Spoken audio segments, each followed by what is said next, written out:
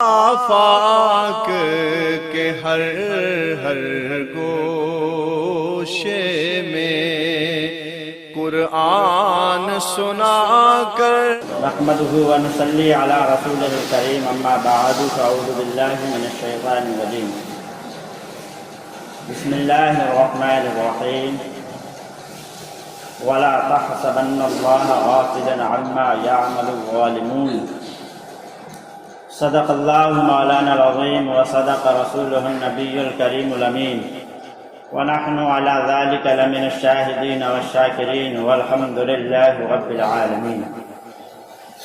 سب سے پہلے حضور سرور کائنات فخر موجودات جناب احمد مجتبی محمد مصطفیٰ صلی اللہ تعالی علیہ وسلم کی بارگاہ طیبہ میں عقیدت اور محبت کے ساتھ بلند آواز سے درود پاک اللہم صلی علی سیدنا و مولانا محمد معادن الجود والکرم وعلی آلہ وبارک وسلم صلاة و سلام علیک یا رسول اللہ صلی اللہ تعالی علیہ وسلم۔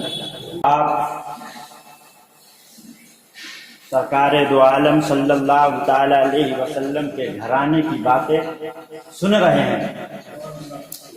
بڑا طویل وقت بھی ہو گیا مجھے کربلا کے موضوع پہ بیان کرتے ہوئے۔ جو بیان کیا تھا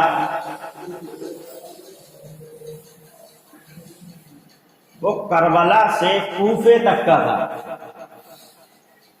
اب آگے کوفے سے دمشق تک بولے مچل کے ایک مرتبہ سبحان اللہ۔ بات یہ چل رہی تھی کہ جب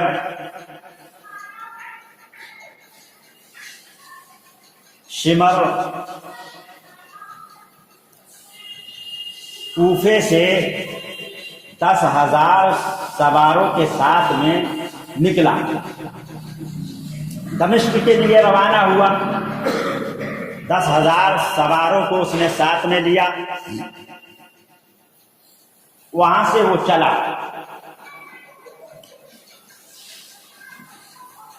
شور و گل، باجے بھی بجائے گئے، بڑی خوشیاں انہوں نے منائی۔ چلتے ہوئے چلے جا رہے ہیں۔ حضرت زید بن ارقم رضی اللہ تعالی عنہ کے تعلق سے میں نے قبل میں آپ کو ایک حدیث پاک سنائی تھی، اب انہی کا نام پھر سے آتا ہے کہ جب ان کے مکان کے سامنے سے قافلہ گزرا، حضرت زید بن ارقم رضی اللہ تعالی عنہ نے اپنے مکان کے دریچے سے جھانک کے دیکھا۔ شور کی آواز کان میں آئی، کیا ہوا؟ دریچے سے جھانک کے دیکھا تو کیا دیکھتے ہیں؟ نیزوں پہ سر ہے۔ انہوں نے سر دیکھا، جو سب سے اونچا ہے، سب سے آگے ہے، وہ امام حسین رضی اللہ تعالی عنہ۔ غور کیا انہوں نے، چہرے پہ نگاہ جمی رہ گئی، دیکھتے ہی رہ گئے۔ دیکھتے دیکھتے انہوں نے کیا دیکھا کہ امام حسین کے لبہائے مبارک جنبش فرما رہے ہیں۔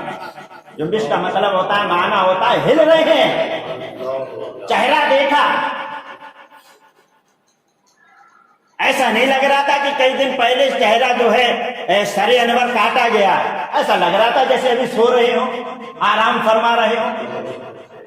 دیکھا کہ لبہائے مبارکہ امام حسین کے ہل رہے ہیں۔ کان لگایا، بولیں سبحان اللہ، کان لگایا حضرت زید بن ارقم نے کہ ہل رہے ہیں تو آواز کیسی جا رہی ہے؟ جب ہل رہے ہیں تو ظاہر ہے کچھ پڑھتے ہوں گے۔ کان لگایا، آواز کان میں آئی۔ وہ آواز کیا تھی؟ وَلَا تَحْسَبَنَّ اللَّهَ غَافِلًا عَمَّا يَعْمَلُ الظَّالِمُونَ۔ قرآن کی آیت امام حسین کے لبہائے مبارک سے نکل رہی تھی، آپ قرآن کی تلاوت فرما رہے تھے اور زمانے کو یہ آخری درس دے رہے تھے کہ دیکھ لو، میں کٹنے کے بعد بھی قرآن کی تلاوت کر رہا ہوں، تم بھی تلاوت کرتے ہوئے چلے جانا اور اپنی زندگیوں کو آسان بناتے ہوئے چلے جانا۔ وَلَا تَحْسَبَنَّ اللَّهَ بَعِيدًا عَمَّا يَعْمَلُ الظَّالِمُونَ. ظالموں کی ظلم سے، ترجمہ اس کا، ظالموں کی ظلم سے اللہ کو ہرگز بے خبر نہ سمجھو. اللہ جانتا ہے، اللہ دیکھتا ہے، اللہ ڈھیل دے دیتا ہے بس، لیکن جب پکڑتا ہے کہ پکڑ بہت سخت ہے. وہ انہوں نے سنا، اس کے بعد میں قافلہ چلتا چلا جا رہا تھا. جب مقام حران پر پہنچا یہ قافلہ، یحییٰ حرانی نام کا ایک شخص جو یہودی تھا، اس نے دیکھا قافلہ ہے ہمارے شہر میں آیا ہوا ہے، بڑا ساز و سامان ساتھ میں ہے، بڑے ڈھول تماشے ہو رہے ہیں، بڑا لوگ یہ خوش ہیں، اور کچھ لوگوں کے سر ہیں جو نیزے پہ لگے ہوئے ہیں. قریب گئے، جا کے پوچھا بھائی یہ بتاؤ یہ کون لوگ ہیں، کن کے سر کو کاٹا ہے؟ یزیدیوں نے کہا یہ محمد کے نواسے کا سر ہے اور ان کے رفقا کے سر ہیں جنہوں نے یزید کی بغاوت کی، اور یزید کے حکم پہ ہم نے ان کو شہید کر دیا. یہودی تھا، اس نے سنا، اس نے کہا تمہیں شرم نہیں آتی ہے؟ جس نبی کے دیے ہوئے ٹکڑے تم کھاتے ہو، جس نبی کا کلمہ پڑھتے ہو، اسی کے نواسے کو تم نے شہید کر دیا، تم غارت کیے جاؤ گے. یہ کہتے وہ خاموش ہو گئے، اور خاموش ہونے کے بعد میں سر امام حسین کے چہرے کی طرف انہوں نے بھی دیکھا. میں یہ داستان سنا رہا ہوں وہ کہ جب امام حسین شہید ہو گئے اس کے بعد میں کیا ہوا. بولے سبحان اللہ. کہ سر مبارک کٹنے کے بعد بھی امام حسین کے سر مبارک سے کرامات کا ظہور پیدا ہوا. انہوں نے دیکھا سر انور سے لبھائے مبارکہ ہل رہے، کان لگایا، کنے گئے، سنا آیت کریمہ دوسری، وَسَيَعْلَمُ الَّذِينَ ظَلَمُوا أَيُّ مُنْقَلَبٍ يَنْقَلِبُونَ. وہ وقت قریب ہے کہ ظالموں پر اللہ کیسی کیسی مصیبتیں فرمائے گا. اس کے بعد میں انہوں نے سر انور کی طرف انگلی کا اشارہ کر کے کہا تھا کہ اے نبی کے نواسے، اگر آپ کے نانا حق پہ نہ ہوتے تو آپ کے شہید ہونے کے بعد میں آپ کے لبوں سے، آپ کے سر سے قرآن پڑھنے کی آواز نہیں آتی. اس سے یہ ثابت ہوتا ہے کہ آپ بھی حق پر ہیں، آپ کے نانا بھی حق پہ ہیں، اور میں نے آپ کے کٹے ہوئے سر کو اپنا گواہ بنایا ہے، اور میں گواہ بنا کے پڑھتا ہوں اشہد ان لا الہ الا اللہ واشہد ان محمد رسول اللہ. شاعر کہتا ہے جہاں جہاں سے وہ گزرے کرم ہی کرتے گئے، کسی نے مانگا نہ مانگا وہ جھولیاں بھرتے گئے. اس کے بعد میں وہ حرانی، یحییٰ حرانی، جب ان کے اندر ایمان آیا، ایمان لے آئے، تو پھر بھائی نہیں دیکھا گیا ان سے کہ ان کے ساتھ میں ایسا سلوک ہو رہا ہے، نہیں دیکھا گیا. 10,000 درہم کچھ چادریں دی. حضرت امام زین العابدین جو حضرت امام حسین کے بیٹے بیمار تھے، انہیں چھوڑ دیا گیا. ہتھکڑیاں پڑی ہیں، ہاتھوں میں پیروں میں بیڑیاں ہیں، مجرم کی طرح اہل بیت اطہار کو لے کے جا رہے ہیں. یحییٰ حرانی نے کچھ چادریں 10,000 درہم حضرت امام زین العابدین کی بارگاہ میں پیش کی اور کہا کہ حضرت یہ چادریں اہل بیت اطہار کے لیے ہیں.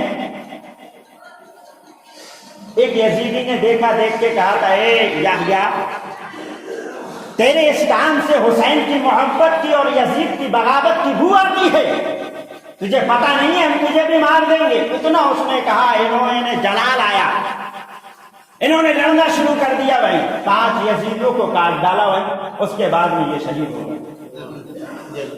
اب حلیہ بتاتے ہیں، کچھ کا کہنا یہ ہے یزید اور صاحب یزید کو ایسا تھا، یزید کو ویسا تھا، یزید ایسا تھا. اس کا جو حلیہ بیان کیا گیا کتابوں میں بڑا بھونڈا شکل کا تھا. وہ کہاں امام حسین اور کہاں یزید، کجا یزید کجا حسین، کہاں حسین اور کہاں یزید، ایک زمین اور آسمان کو جوڑنے کے جیسا ہو گیا. اس کی جو شکل بتائی گئی، اس کی جو صورت بتائی گئی، وہ ایسا اس کا حلیہ کتابوں کے اندر بیان کیا گیا ہے یزید کا کہ اس کے پورے جسم پہ بال تھے، بھونڈا لگتا تھا. لیکن امام حسین کا جو حلیہ بیان کیا گیا، علامہ راضی فرماتے ہیں، بولے پہلے سبحان اللہ، فرماتے ہیں امام حسین کے چہرے کو دیکھ کے ایسا لگتا تھا جیسے 14ویں رات کا چاند جو ہے جگمگاتا ہو، یہ ان کا ہے۔ اب صاحب وہاں سے چلنے کے بعد میں مقام شہر معمورہ میں پہنچے، یہ وہاں سے نکلا جلدی سے سمر، شہر معمورہ میں پہنچا۔ پھر وہاں کیا ہوا، خنوق نام کا ایک ان کا سپاہی تھا۔ رات میں کیا کرتے تھے یہ لوگ کہ دن بھر تو سروں کو جو سر تھے کٹے ہوئے ان کو ایک سائڈ میں رکھتے تھے، اور رات میں ایک صندوق میں ان کو رکھ دیتے تھے اور صندوق میں تالا لگا دیتے تھے۔ اور خنوق کا بیان ہے، جو ان کا ایک سپاہی تھا، وہ کہتا ہے کہ ایک مرتبہ شہر میں جنگل میں ہمارا قافلہ رکا، وہاں ہمیں ٹھہرایا گیا، تو ان صندوقوں کی رکھوالی کرنے کے لیے مجھے بھی وہاں روکا گیا۔ 50 آدمیوں کو شمر نے بھیجا اور کہا جاؤ جا کے وہ صندوقوں کی رکھوالی کرو۔ کہا ہم لوگ جو ہے صندوقوں کی رکھوالی کر رہے تھے، اچانک میں نے دیکھا کہ تمام جو ہمارے ساتھی تھے وہ تو سب کے سب سو گئے، نیند ہو گئی، لیکن مجھے نیند نہیں آ رہی تھی۔ رات کے پہر میں ادھر سے ادھر، ادھر سے ادھر، ادھر سے ادھر، ادھر سے ادھر ٹہل رہا تھا۔ اچانک میں نے کیا دیکھا کہ آسمان سے کچھ نوری لباس والے ظاہر ہوئے، اچھے چہرے والے لوگ زمین پہ آئے، اور انہوں نے آنے کے بعد میں صندوق کے تالے کو کھولا۔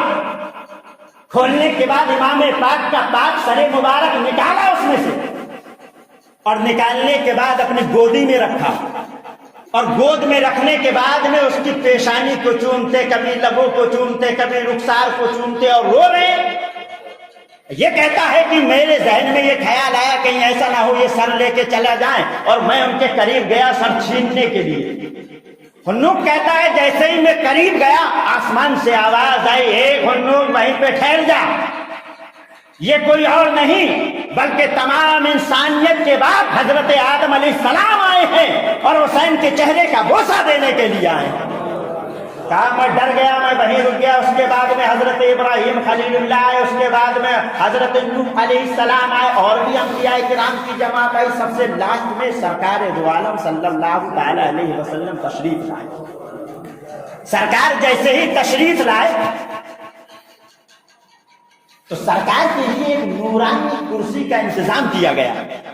کرسی رکھی گئی، سرکار دو عالم کرسی پہ جلوہ افروز ہوئے۔ انبیاء کرام کی جماعت امام حسین کے سر کے قریب میں کھڑی ہوئی، سرکار دو عالم کرسی پر، نورانی کرسی پر جلوہ افروز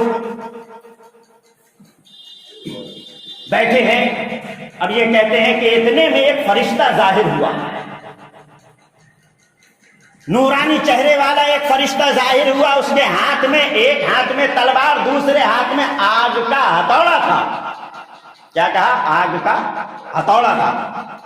وہ آگ کا ہتھوڑا لے کر اور تلوار لے کر میرے قریب آیا، اور اس نے مجھے پکڑا۔ جیسے ہی اس نے پکڑا میں سمجھ گیا کہ ہاں اب یہ مجھے چھوڑے گا نہیں۔ میں نے کہا یا رسول اللہ میں تو آپ کا غلام ہوں، یہ لوگ مجھے زبردستی یہاں لائے ہیں، اس لیے میں یہاں حفاظت کر رہا ہوں۔ سرکار دو عالم میں تو آپ کا عاشق ہوں، مجھے یہ کیوں مارتا ہے؟ کہا میں اتنا کہہ ہی رہا تھا تب تک فرشتے نے میرے ایک چانٹا مار دیا، اور رفتہ کے چانٹا مارا، ایسا چانٹا مارا کہ تھوڑی دیر کے بعد میں بے ہوش ہو گیا۔ میں نے نہیں دیکھا اس کے بعد میں کیا ہوا کیا نہیں ہوا۔ جب صبح کو میری آنکھ کھلی تو میں نے کیا دیکھا، جتنے بھی سپاہی جہاں جہاں کھڑے ہو کے امام حسین کے سر مبارک کی حفاظت کر رہے تھے وہ تمام وہاں کھڑے ہوئے نہیں ہیں، تمام کے تمام آگ کا ڈھیر بن چکے ہیں۔ عذاب الہی حسین کے قاتلوں پہ نازل ہو گیا۔ اب یہ کہتے ہیں کہ میں جیسے ہی مجھے ہوش آیا، ہوش آنے کے بعد میں نے اپنے چہرے پہ ہاتھ لگایا تو میرا چہرہ ایسا لگا کہ جیسے کالا ہو گیا ہو۔ میں دوڑتا ہوا سمر کے قریب گیا، میں نے کہا سمر میں نے ایسا ایسا واقعہ دیکھا ہے۔ اور جب سمر نے دیکھا کہ ہاں ان کا چہرہ کالا ہو چکا ہے تو وہ بھی سمجھ گیا کہ ہاں عذاب الہی نازل ہونے والا ہے۔ اس نے وہاں سے بھی کوچ کیا۔ کوچ کرنے کے بعد میں ایک پادری گرجا گھر کے قریب میں پہنچائیے، اور گرجا گھر کے قریب میں پہنچنے کے بعد پادری سے کہا کہ ہمیں یہاں رہنے کے لیے کچھ دن کے لیے مہلت دی جائے۔ پادری نے ان کو رہنے کے لیے مہلت دی، اور رہنے کے بعد میں جو صندوق تھے ان کی حفاظت کے لیے ان کو ایک کمرے میں بند کر دیا گیا۔ اب صندوق کا جو معاملہ ہوا تھا اس کے ڈر کی وجہ سے صندوق کی کوئی سپاہی رکھوالی کرنا نہیں چاہتا تھا۔ وہ سمجھ گئے کہ اگر ہم ان صندوقوں کی رکھوالی کریں گے تو ہم مارے جائیں گے، کوئی صندوقوں کے قریب جانا نہیں چاہتا تھا۔ لیکن شمر نے پادری کو پھنسایا، پادری سمجھ گیا، اس نے صندوقوں کو لیا ایک کمرے میں بند کیا، اور بند کرنے کے بعد میں دوسرے کمرے میں حضرت امام حسین کے جو رفقا بچے تھے، جو شہید ہوئے خواتین اسلام، ان کے خاندان والی عورتیں، ان کو دوسرے کمرے میں بند کر دیا۔ راہب یعنی کہ راہب اردو میں عربی میں کہتے ہیں، اور اس کا ترجمہ جو آج کے زمانے میں کیا جائے تو وہ پادری ہوتا ہے، چرچ کا پادری۔ اس چرچ کے پادری کو اسی کی رکھوالی کے لیے انہوں نے وہاں لگا دیا۔ اب یہ پادری کا بیان ہے، یہ کہتا ہے کہ رات کا ایک پہر گزرا، دوسرا پہر گزرا، میں نے کیا دیکھا کہ جس کمرے میں میں نے صندوقوں کو رکھا تھا وہ کمرہ نور سے بھر گیا۔ اتنا نور نکلا، اتنا نور نکلا، اتنا نور نکلا کہ جب میں کھڑکی کے قریب گیا کمرے کے، اور کھڑکی میں سے میں نے جھانک کر دیکھا تو میری آنکھیں اس نور کے سامنے ٹک نہیں رہی تھی۔ میں جمع نہیں پا رہا تھا اپنی نگاہوں کو، لیکن پھر بھی میں نے دیکھنے کی کوشش کی۔ اتنے میں ایک خواتین آئی، آنے کے بعد میں ایک اور آئی، ان کے بعد میں ایک اور آئی، ان کے بعد میں ایک اور آئی، یعنی حضرت آسیہ آئی، حضرت صفورہ آئی، اور حضرت فاطمہ الزہرا رضی اللہ تعالی عنہا تشریف فرما ہوئی۔ حضرت خدیجہ الکبریٰ جو سرکار دو عالم صلی اللہ تعالی علیہ وسلم کی بیوی ہیں، جو حضرت سیدہ فاطمہ الزہرا رضی اللہ تعالی عنہا کی والدہ مبارکہ ہے، وہ کہتا ہے کہ یہ لوگ جیسے ہی تشریف لائے آسمان سے آواز آئی، اے پادری کھڑکی سے ہٹ جا، یہ جو لوگ آ رہے ہیں یہ ایسے لوگ ہیں جن کو فرشتے دیکھ کے بھی حیا کرتے ہیں، تو ان کو دیکھ رہا ہے، یہاں سے ہٹ۔ اب مجھے آپ بتائیے، وہ پاکیزہ گھرانے کی عورت، میں نے کہا نا ہمارا تو معاملہ یہ ہے، ٹی وی پہ پردہ، ہر جگہ پردہ پردہ پردہ پردہ پردہ، گھر کی عورتیں بے پردہ۔ یہ ضروری بات ہے، تقریر کرنا خالی قاری صاحب تقریر تو بہت ہائی کرتے ہیں، صاحب تو کرتے ہی ہیں ہائی، خالی مزے کے لیے تھوڑی کرتے ہیں، عمل کے لیے کرتے ہیں، عمل بھی کرنا چاہیے۔ قاری صاحب نے صاحب ایسا بتا دیا، وہ خالی اس لیے تھوڑی بتایا جا رہا ہے، یہاں سے سناؤ ادھر سے نکال دو، اس لیے بتایا جاتا ہے کہ عمل کیا جائے۔ یعنی پاکیزہ لوگ ہوتے ہیں تو ان کے لیے آسمان سے ندا آئی کہ ہے پادری تیری نگاہ اس قابل نہیں ہے جو تو اہل بیت اطہار کی خاندان کی عورتوں کو دیکھے، یہاں سے ہٹ۔ وہ کہتا ہے میں وہاں سے ہٹ گیا، لیکن میرے کانوں میں برابر آوازیں آ رہی تھیں کہ اب خدیجہ الکبریٰ آئی ہیں، کہ حضرت صفورہ آئی ہیں، حضرت آسیہ آئی ہیں، حضرت فاطمہ الزہرا آئی ہیں۔ اس کے بعد میں نے پھر سوچا کہ لاؤ میں کھڑکی کے قریب جاؤں، جا کے دیکھوں کہ معاملہ ہے کیا، چل کیا رہا۔ کہاں میں پھر گیا تو ایک نورانی پردہ کھڑکی کے برابر میں حائل ہو گیا۔ اللہ نے حفاظت فرمائی، اللہ نے حفاظت فرمائی تاکہ کوئی میرے نبی کے خاندان والوں کو دیکھ نہ سکے۔ اللہ نے نورانی پردہ ایک حائل کر دیا۔ اب اس نے جب دیکھا تو پردے کے اندر سے اتنا نور نکلا، اتنا نوری، اتنا نورانی، اتنا نورانی کہ اس کی آنکھیں اس کے سامنے جم نہیں رہی تھی، لیکن اس نے جمانے کی کوشش کی۔ جب اس نے اپنی نگاہوں کو جمانے کی کوشش کری تو اس کے نور کی وجہ سے یہ بے ہوش ہو گیا، اور بے ہوش ہونے کے بعد میں پادری وہیں سلنڈر گر گئے۔ گرنے کے بعد میں جب اسے رات کے کسی حصے میں ہوش آیا تب اس نے کیا دیکھا کہ جو کمرہ نور سے بھرا ہوا تھا وہاں نور نہیں ہے، روشنیاں نکل رہی تھی وہ اب نکل نہیں رہی ہیں۔ دروازے کے قریب گئے تو جو تالا اس نے لگایا تھا وہ کھلا ہوا ہے۔ صندوقوں کے قریب گیا تو جو سروں میں صندوق رکھے ہوئے تھے ان میں تالا لگایا گیا، وہ تالے کھلے ہوئے تھے۔ یہ اچنبھے میں پڑ گیا۔ اس کے بعد اس نے حضرت، میں نے کہا نا کہ خدا جب دین لیتا ہے تو عقلیں چھین لیتا ہے، با ادب با نصیب، بے ادب بے نصیب۔ اس نے سوچا کہ یار دیکھوں ذرا یہ اس میں ہے کیا۔ کھولا صندوق، اس میں سے امام پاک کا سر پاک نکالا، بولے سبحان اللہ۔ نکالنے کے بعد غور سے دیکھا، مشک و عنبر کی خوشبو اس پہ لگائی، سبحان اللہ، اور لگانے کے بعد ایک مصلے پہ امام پاک کا سر مبارک رکھا، اس کے قریب میں دو زانو ہو کے ادب سے پادری بیٹھا، پادری کہتے ہیں عیسائی کو، اور عیسائی جو ہے اسلام کا سب سے بڑا دشمن ہوتا ہے، شروع سے لے کے آج تک کے پیریڈ میں سب سے بڑا اسلام کا اگر کوئی دشمن ہے تو وہ پادری ہوتے ہیں عیسائی۔ لیکن وہ سمجھ گیا کہ ہاں بھائی میں نے توریت و انجیل میں جو ذکر پڑھا ہے، جو اللہ والوں کے ذکر پڑھے ہیں، تذکرے پڑھے ہیں کہ اللہ والا ایسا ہوتا ہے، نیک آدمی ایسا ہوتا ہے، وہ سمجھ گیا یہ کوئی ایسا ویسا نہیں ہے، یہ کوئی اللہ کا پاک بندہ ہے۔ سر کو نکالا، نکالنے کے بعد مصلے پہ رکھا، مشک و عنبر کی خوشبو لگائی، ادب سے بیٹھ گیا اور بیٹھتا جا رہا ہے، دیکھتا جا رہا ہے، بیٹھا دیکھا، بیٹھا دیکھا، بیٹھتے دیکھا، دیکھتے دیکھتے دیکھتے دیکھتے بہت دیر ہو گئی۔ اس کے بعد میں اس نے کہا اے کٹے ہوئے سر، میں تجھے اللہ کا واسطہ دیتا ہوں، تو مجھے بتا کہ تیرے ساتھ میں ہوا کیا ہے۔ اللہ نے امام پاک کو کرامت، امام پاک کے کٹے ہوئے سر انور سے لب ہائے مبارکہ ہلے، بولے سبحان اللہ، جنبش ہوئی، امام پاک کے کٹے ہوئے سر مبارک سے الفاظ نکلے، فرمایا تو مجھے نہیں جانتا؟ میں نہیں جانتا۔ کہا محمد صلی اللہ علیہ وسلم کو جانتا ہے؟ پادری نے کہا ہاں میں جانتا ہوں۔ کہا ان کے داماد علی کو جانتا ہے؟ پادری نے کہا ہاں میں جانتا ہوں۔ کہا ان کی بیٹی فاطمہ کو جانتا ہے؟ پادری نے کہا ہاں میں جانتا ہوں۔ کہا جس محمد کو تو جانتا ہے میں انہی کا نواسا ہوں، آج مجھے جو ہے کربلا میں شہید کر دیا گیا ہے اور یہ مجھے لیے گلیوں میں گھوم رہا ہے۔ اتنا اس نے، انہوں نے کہا، ان کے سر سے آواز نکلی، پادری رونے لگا، اور روتے روتے روتے روتے اس نے کیا کام کیا، کہا میں آپ کے سر مبارک کو گواہ بناتا ہوں اور آپ کے نانا کا کلمہ پڑھتا ہوں، اشہد ان لا الہ الا اللہ و اشہد ان محمد رسول اللہ۔ جہاں جہاں سے وہ گزرے کرم ہی کرتے گئے، کسی نے مانگا نہ مانگا وہ جھولیاں بھرتے گئے۔ اس کے بعد اب یہ سر پہنچا صاحب یزید کے دربار میں، اور جب پہنچا تو اس کے تخت پہ رکھا گیا، حال میں اس بک کے ہاتھ میں ایک چھڑی تھی، جیسے ابن زیاد کے دربار میں جب امام حسین کا سر پہنچا تو اس نے چھڑی امام حسین کے لبوں پہ ماری، دانت مبارک پہ ماری، دندان مبارکہ پہ، ویسے ہی اس نے بھی کیا۔ جب اس کے دربار میں پہنچا، امام حسین کا سر رکھا، اس کے ہاتھ میں ایک چھڑی تھی یزید کے، اور اس نے کیا کام کرا، وہ چھڑی کبھی امام حسین کے لب پہ مارتا، کبھی امام حسین کے دندان مبارکہ پہ مارتا۔ جب ابن زیاد کے دربار میں پہنچا تھا سر مبارک امام حسین کا، تو حضرت زید بن ارقم رضی اللہ تعالی عنہ جو نبی کے صحابی تھے، اس وقت وہاں اس کے دربار میں موجود تھے۔ جب ابن زیاد نے مارا تھا، لکڑی ماری تھی، اب انہوں نے کہا تھا اے ابن زیاد اپنی چھڑی کو روک لے، میں نے بارہا سرکار کو ان لبوں کو اور ان دندان مبارکہ کو چومتے ہوئے دیکھا ہے۔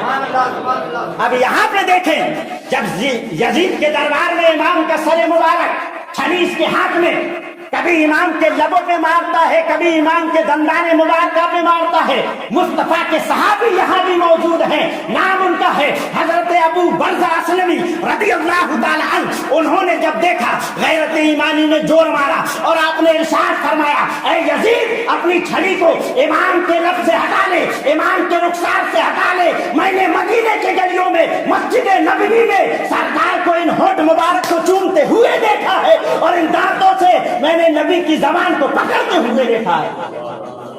یہ داستان۔ اس کے بعد میں اس نے کہا تھا آپ، میں وہاں، یزید نے پھر بہانے مارا، وہ سیاست نہیں ہوتی، سیاست کھیلی تاکہ میرا نام نہیں آئے۔ کہا میں وہاں تھا نہیں، ابن زیاد نے ایسا کر دیا، اگر میرا مقابلہ ہوتا ان سے، امام حسین سے، تو میں انہیں شہید نہیں کر پاتا، بات کرتا چھوڑ دیتا۔ اگر اس کی اس بات کو مانا جائے کہ وہ چھوڑ دیتا، تو جب اس کا ارادہ ٹھیک تھا، اچھا تھا، تو جن لوگوں نے امام حسین اور ان کے گھر والوں کو شہید کیا تھا وہ تو سب اس کے دربار میں موجود تھے۔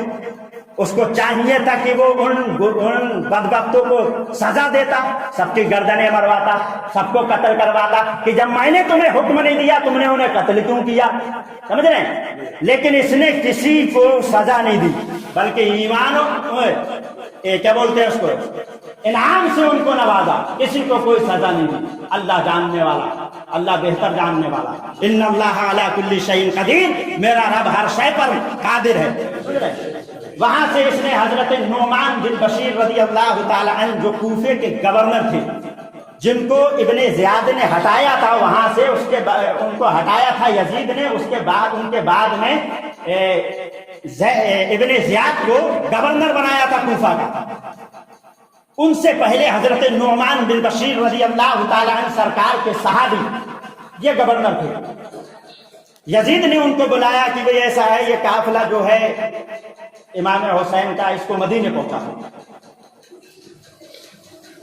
حضرت نعمان بن بشیر رضی اللہ تعالی عنہ آئے، تمام لوگوں کو لے کے چلے۔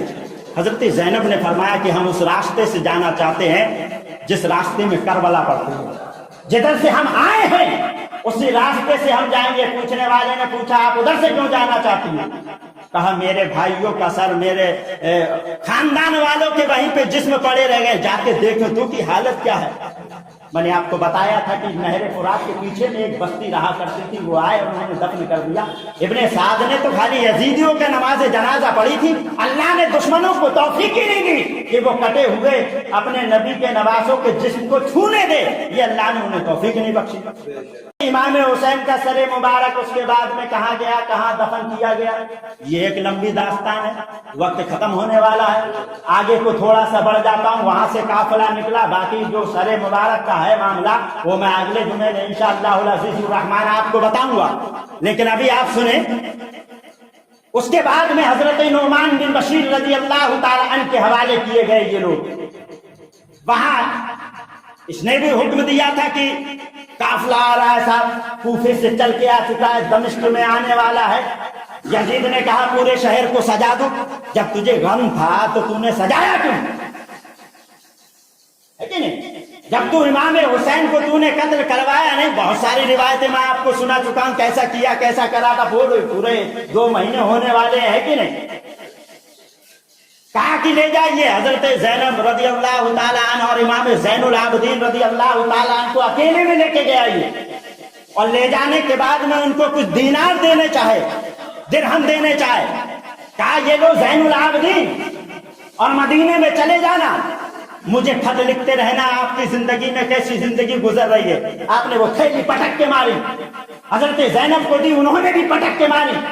کہا یہ ہمیں نہیں چاہیے تیری تھیلی، ہم اس گھرانے کے ہیں کہ ہمارے نانا نے فرمایا تھا اے عائشہ اگر میں چاہوں تو یہ عرب کے جتنے بھی پہاڑ ہیں میری ٹھوکر کھانے کے بعد سب سونے کے بن جائے اور میرے پیچھے چلے۔ کیا تو ہمیں مال دکھاتا ہے؟ ہم اگر ٹھوکر مار دے تو زمین سے مال نکال کے کھڑا کر دیتے ہیں، ہمیں مال دکھا رہا ہے۔ بڑی بہت ساری روایتیں نکل کے آتی ہیں۔